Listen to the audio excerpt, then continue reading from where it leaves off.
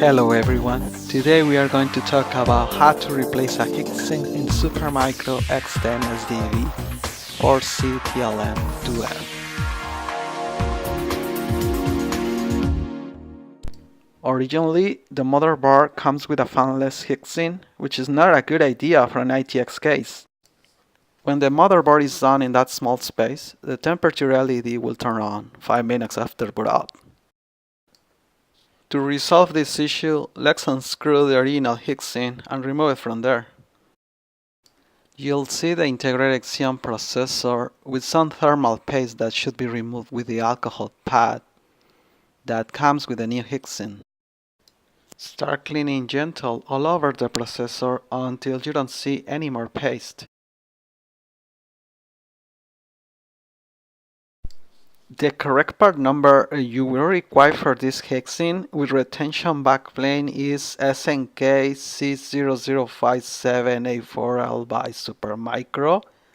This new heatsink has a PWM fan that will help you to cool your processor in ITX cases. If you compare both heatsinks, you will notice they are the same size. But of course, the original is useless for ITX cases. You will not have to worry about thermal paste for a new heatsink, it's already included.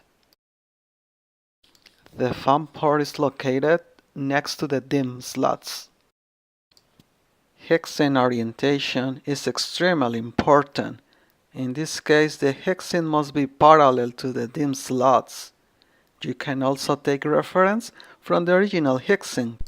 Alright, finally, it's time to screw in until you get to the point where you cannot tighten with your fingerprints. Never over tighten the screws, as that can destroy your processor.